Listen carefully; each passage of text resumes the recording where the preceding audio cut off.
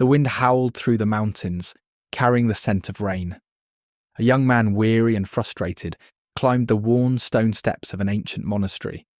His clothes were damp with sweat, his mind heavy with a storm of thoughts. He hadn't come here for wisdom. He had come here to escape. He had lost everything. His business, his life's work, had crumbled overnight.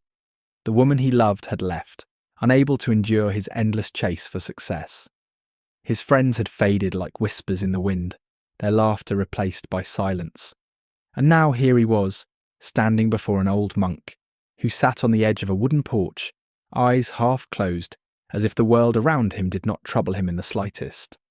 The young man scoffed, "I don't know why I'm here." The monk, without opening his eyes, simply smiled. "Perhaps because the road behind you has ended." The young man sighed, running a hand through his hair. "I don't want riddles, I just need a way out of this pain." The monk gestured to the ground beside him, inviting him to sit. After a moment's hesitation, the young man did. The old wood creaked beneath his weight. The monk took a slow breath, then spoke. 1. Impermanence, the nature of change. "You see that tree?" The monk pointed to a gnarled cherry blossom at the edge of the courtyard. "For a few weeks each year it is covered in the most beautiful pink flowers. People come from far away just to see it. But soon the petals fall, the branches turn bare, and those same people leave, disappointed that the beauty is gone."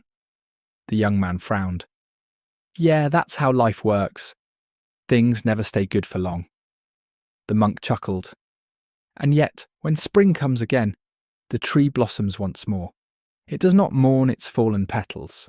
It does not cling to winter, nor fear the autumn. It simply is." The young man let out a bitter laugh. "So what? You're saying I should just accept that everything falls apart?" The monk shook his head. "No. I am saying that everything changes. The pain you feel now, it is real, but it is not forever. Nothing is. Not your success, not your failures, not even your sorrow." The young man looked away, his jaw tight. He wanted to believe that. He really did. But the weight in his chest refused to lift. 2. Suffering comes from attachment. After a long silence, the monk continued. "Once, a traveller passed through this monastery. He was carrying a heavy sack, filled with gold and treasures he had collected from all over the world, but as he climbed the mountain, the weight became unbearable. He grew weak, struggling to take even a single step. Finally, he collapsed. The monk turned to the young man, his eyes kind. "Tell me, was it the mountain that defeated him, or the burden he refused to let go of?" The young man swallowed hard. His mind flashed with images. His abandoned office, the empty apartment, the cold sting of loss. His voice cracked. "I worked so hard. I gave everything, and now I have nothing." The monk nodded. "And yet here you are, still breathing, still searching. You say you have nothing, yet you still carry the weight of everything you lost."